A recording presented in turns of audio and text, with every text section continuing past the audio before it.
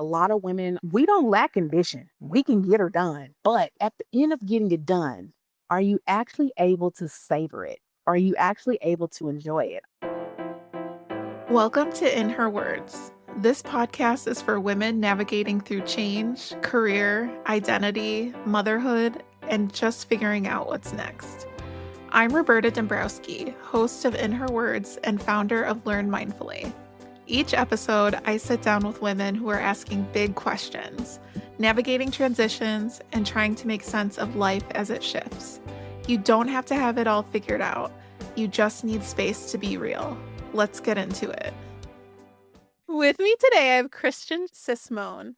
She is a feminine strategist, project manager, podcast host, and Masters of Social Work student, helping ambitious women 35 plus navigate the messy middle with more truth, softness, and self-possession. Thank you so much, Christian. Welcome to In Her Words. Thank you. So, one of the things that really stood out to me about your background is that you're currently in the last few months of your social work master's. I'm Yes. curious, what led you to this work? So I have always had a mindset that is very much about strategy, but not in the way that most people think of strategy. Strategy typically comes from a very capitalist mindset of how many things can I produce at the most revenue, bang for my buck, and extract as much as I can from people without any concern of their well being.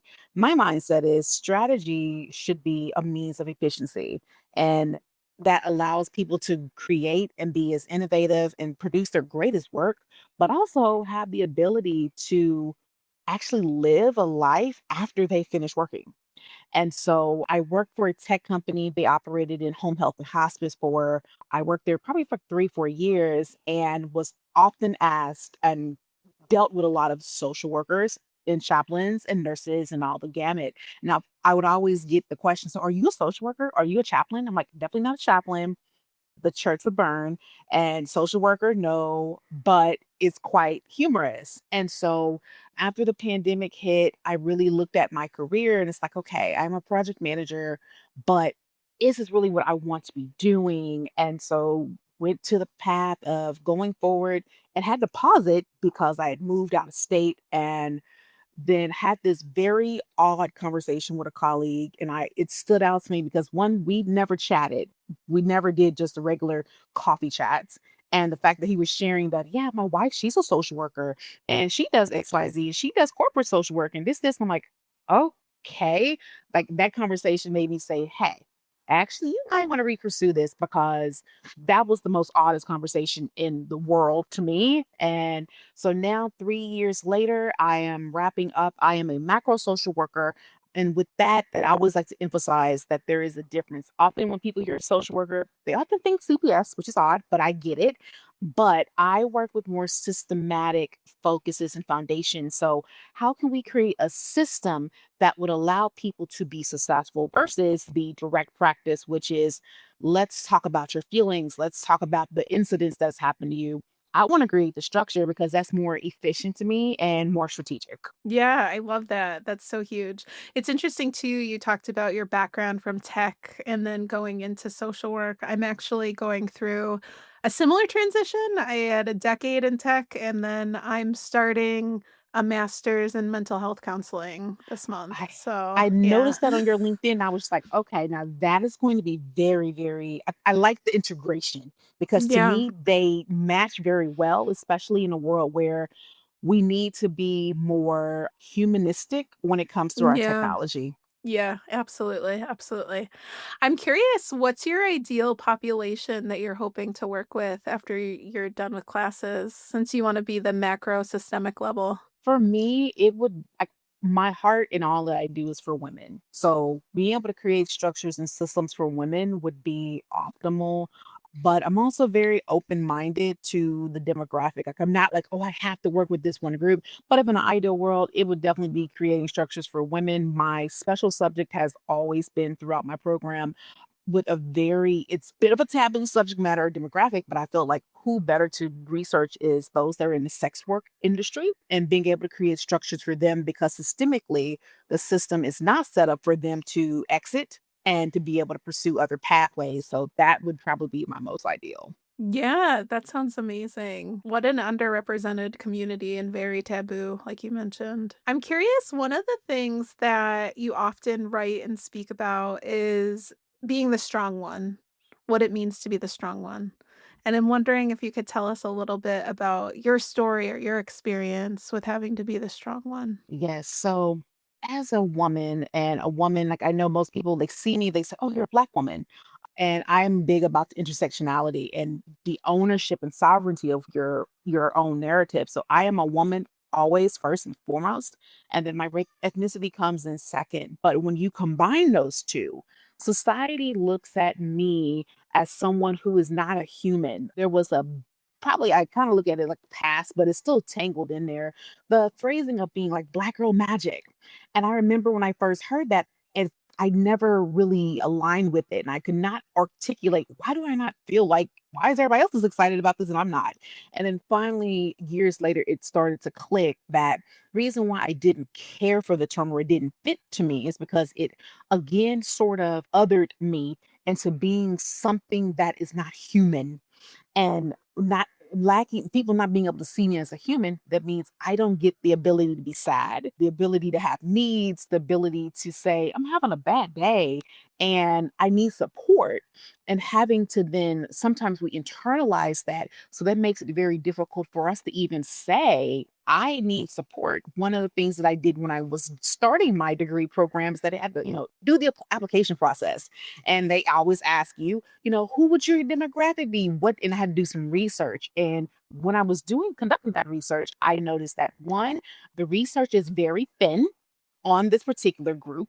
And then when I did see the research on it, it was very compounding that most of them felt that I can't say that I'm not doing well. And there is a systemic reason from historicals of being a color and saying that there's something wrong that could be harm. So there's those things that are very much entrenched, but the fact that they felt that it's not safe for me to say that I'm not okay because there's religious connotations and just other family optics that one has to have. And so for me, working in a career, I can't say that I am struggling, but I can see others saying that they can, or they're not, they're able to be rallied around. And so when I look at women, especially just as a collective, we're often praised and incentivized for suppressing our needs. Yep. Yeah. You can't, oh, I just need to do this one more email. No, Susie, you actually need to go get some water and take a walk for next 5 minutes. Maybe Mhm. do some bio breaks because you haven't done that in a few hours. We're Yeah. so used to that. And if you're a mom, that even makes it even more entrenching because you are praised for being the mother who hasn't slept in 42 hours, has milk from 2 days ago still on your shirt that you're wearing, and you've made the meal for the family and everyone else looks great, but you on the other hand, you aren't okay, and she doesn't complain and she just does it with a smile. That has been so ingrained. And so when I think of the strong one, I always make this kind of analogy. When we hold a fist and we're trying to release out of something, we are essentially are encapsulating ourselves in whatever it is that we're trying to release, trying to get out of. But if we release our hand and open our hands and be more fluid, we are able to wiggle our way out. And when things are very hard, they break, especially if they hit hard surfaces.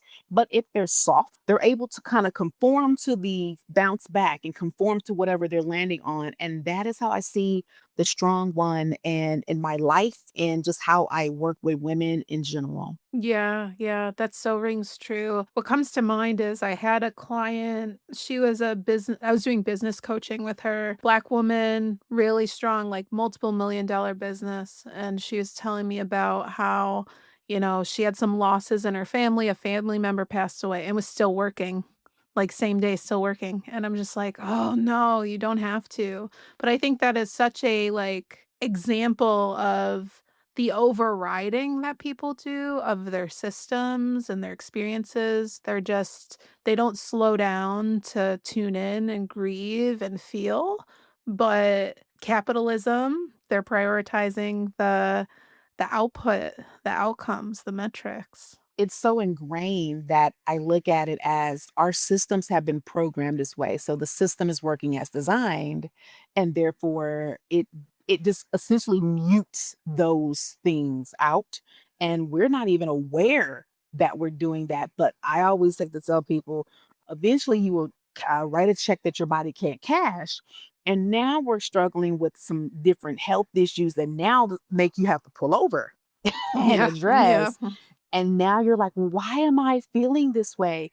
And sometimes, even with grief, we sometimes grapple with grief because we feel like, I have everything. I'm well cared for. I have XYZ. I should not feel grief. But if you lost a family member, or maybe your life is pivoting, or maybe the life that you desired isn't going to take forth, especially if you start to factor in the aging processes of things, you have grief, and grief is not something where, oh, well, my dad died in January and I'm back together by April. That is not No. how it works. It's not at No. all how it works. And No. so Yeah. we sometimes will busy ourselves with work so that we don't have to feel, because a lot of times I've talked to people about grief, especially as a woman, and it's like, well, I'm scared of how long it's going to take. And that's also the capitalist Like piece you as can well. schedule it. Yeah. Correct. Yeah. Like, maybe I can do it over this winter break. Okay, great. I can do that and be, no, darling, that's not how that works. Yeah, it usually comes in waves and layers. Yeah. I'm curious, you talked a little bit about kind of the physical toll of being the strong one. Did you ever personally go through any periods of like burnout or exhaustion or anything like that? And how did you get through it? I have very much dealt with that. And I actually look back, reflecting even as a young child, probably in my high school years, I am very much, when they say first generation, very, very, very much an anomaly for that. And I remember two instances in high school where I was working a job from about 4 to 11 p.m. during the weekdays, on top of a regular full school load, because I Yeah. put myself in a certain type of school just because of where I came from. I knew, well, if I can just put myself in the room with kids who come from wealth and who are going to go to college, maybe I could do the same, because I don't have that at home. And so, in order to do that, I had to work to provide my own bus fare, just basically make my own keep. And I remember two incidents where I essentially wasn't, I would consider it a cold, but it wasn't a cold, but essentially my body just shut down. And so for a Monday through a Friday, I basically slept all day, and it was very scary because it's like doctors couldn't find out why, and it's exhaustion. And then as I go through college, being a first gen without that support, definitely experienced the burnout, your depression, your anxiety, and and even in that, not being able to give self the compassion to say, you are doing a lot. You are embarking on something that no one in your family has, and you're doing it as a first time. You don't have to be perfect, but then there's this notion, especially being a woman, that you do need to do it perfectly. There needs to be this, yes, I may have come from X background, but look how perfect I did it, and look how unscathed I look with that. And then going, those behaviors don't go away. They just become incentivized once you hit corporate America. Yes, yes. And You have to do it and you have to do it better than everyone else. correct. And with There's a smile. different, yeah, with a smile. Well, somebody else can be mediocre and come in and yeah, Someone can yeah. look disheveled and look like what and why. You, on the other hand, you need to look alive. You need to look friendly, and then in any slice that you're taking on, you can't acknowledge that too much, because you'll go from what is kind of conceived as the pet to threat sort of mentality, Yeah. and that is a lot, and you eventually will burn out, and you may get to your goal. And sometimes what I feel is probably the harder one is when you've done all that mental exhaustion, yet you don't get to climb the ladder. So you don't get that VP role. You don't get to be in the corner office. Yet now you're so burned out that you're barely treading water. Yeah. And it sounds like when you were going through high school and working the jobs, you hit that moment of exhaustion and also in corporate as well. I'm curious, how did you pull yourself out of it? Because there's the collapse. It sounds like the body went through like a state of collapse. Did you have new rituals or kind of things that you started to integrate for yourself?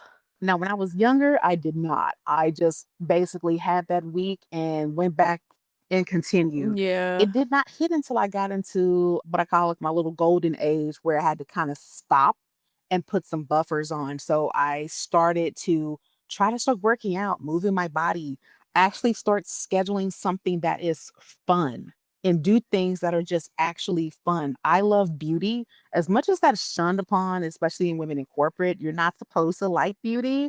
I do. I look at it as a way of meditation and manifestation. So when I look at it, you write a piece of paper, I want to be XYZ. And when I look in the mirror and I'm putting on my makeup, I have a mind of what I want. I'm doing the work to make that happen. And at the end of it, I get to relish in that view. And as sometimes it's difficult to do because I'm exhausted some days, it's wonderful to put that time into myself because I used to give my best, my first and my best to everyone other than myself. And that in the last couple of years, I've started to switch to where I give myself my first and my best. And that also helps me to one, be able to be sustainable, but two, kind of override what has been for years, where again, I mentioned earlier, we suppress and now I can start to say, ooh, ooh, ooh, ooh, wait, now you're struggle busting, and this is not just a one offer. This has been the last few days. Let's look at our calendar. What can I remove? What can I add that would be enriching to me? And do those things because at the end of the day, I think one of the biggest takeaways when I used to have to work in hospice and being in a hospice facility is that at the end of this journey, this You don't care status about work. report, Yeah. yeah, the status report, this meeting, this, those people aren't going to be on your bedside. And do you want to end your journey knowing that I actually lived? Because I think a lot of women, especially, don't necessarily, you're existing but you're not living and doing what you want to be doing. And so I really try to put a lot of emphasis on checking in. And it's always very subjective for every person, but really saying, okay, let's go look at some makeup. And that's what I do. Or it could be I'm going to go and I'm going to give me a really good workout. And another thing that I've started recently, and it's still something that I'm working to integrate, is actually getting support. So I have been a big advocate of trying to trim down, and I've always been more of a do it yourself. Oh, I can figure it out myself. And in a lot of ways, I have. But then there becomes a time where, okay, you've done this before, you've gotten X level, and there's something that you're missing, some insight you're missing or view that you're missing that is not getting you to the full goal. And so actually spending the money to hire a trainer as hard as it is mentally for me to do, is helpful because one, she's bringing in her sphere of genius, and two, it's allowing me to receive. And that allows me to grow, blossom, and eventually get to my goal. Yeah, I find that like what got you here is not going to get you there. And that's really the beauty of like having a coach, having a trainer, having all of those things. One thing that I've noticed with especially like business coaching clients is the deservingness piece. So they are doing really successful or they invest in the personal trainer and then they're in it and they're like, I don't know if I deserve this. I'm curious if you've worked with folks on that before or have experienced that yourself. Yes, on both myself and working with ladies, it's something super, super ingrained. There's kind of this notion like we have to hustle for our worth. Yeah. And that is so it's been ingrained since we were little girls that you need to earn your keep and you need to not need a lot. And the need support means that you're weak. And especially in this girl boss age, you need to be able to do it all. And so to acknowledge that one, just my existence deserves all the support the universe, God, whatever you believe, is I am deemed that I deserve that. That's kind of a birthright. And then actually being okay with the discomfort of receiving. And it's very, I look at it on like a very systemic level. Receiving as a woman can be very scary because just our society, there's been some things that have occurred that haven't been very savory. So it makes us very apprehensive to actually receive. But if we're able to start to slowly incorporate things, it's receiving a compliment. Oh my God, Roberta, you look so pretty.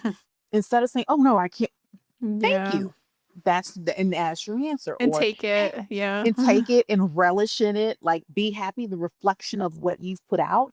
Or, hey, do you need some help on that report? Instead of thinking, oh, do you think I can't do it on my own?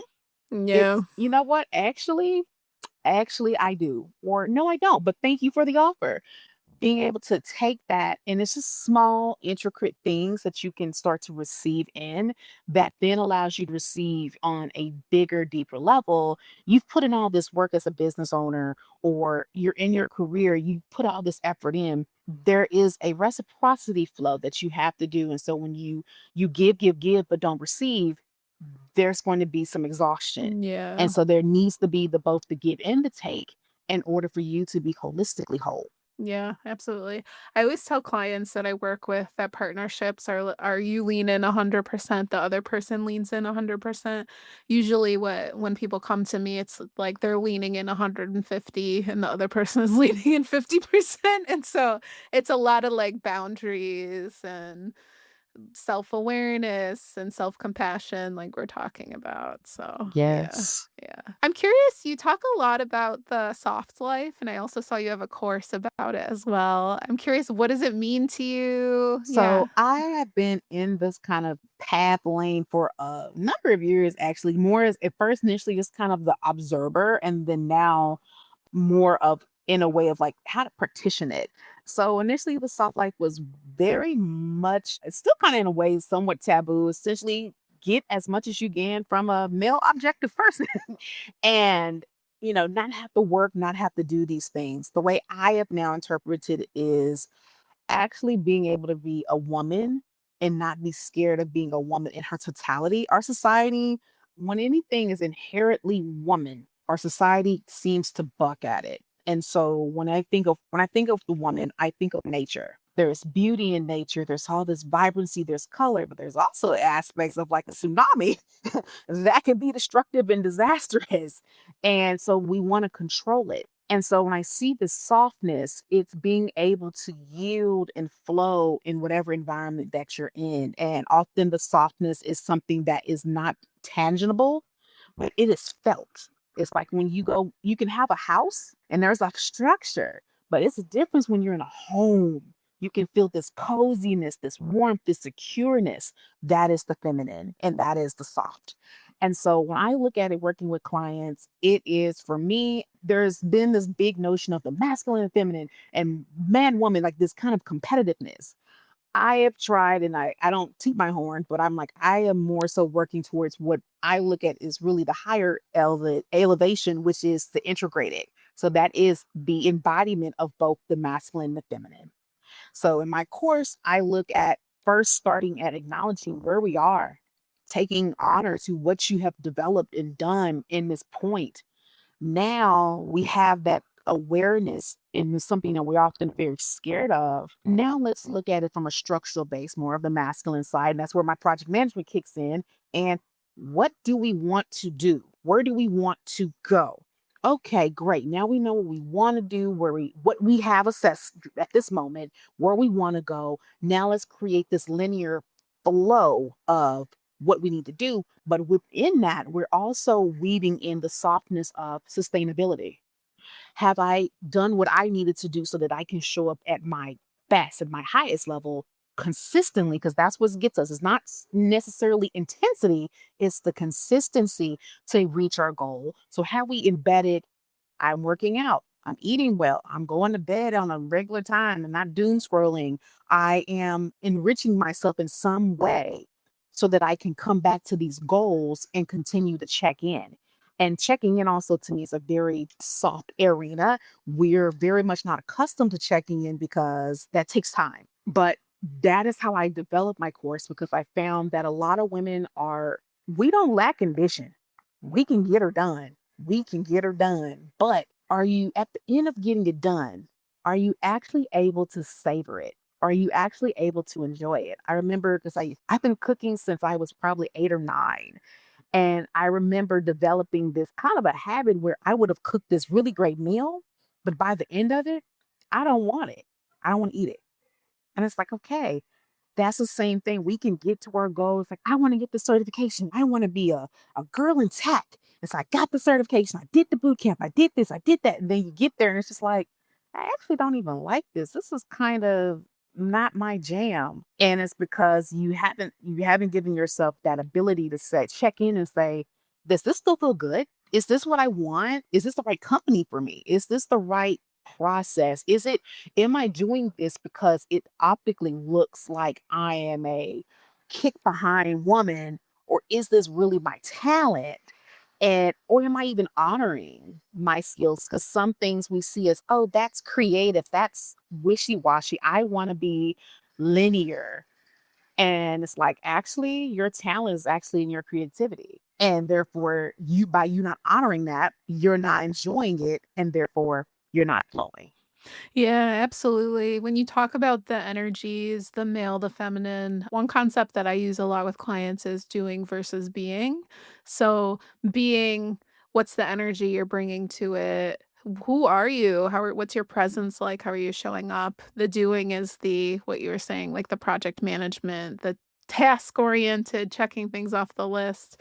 And it's not either or, but You it's have to how have can both. they, yeah, have both work together and have a fluidity with each other too. I'm curious with women that you work with, I imagine there's a lot of like deconstructing and unlearning, just mindset shifts that have to happen for them. What are some of like the biggest mindset shifts that you typically help people with? I feel like the biggest one is the actual acknowledgement and saying of what they really want. Because depending on age, you may feel as though I'm too old to want or desire XYZ. That ship has sailed.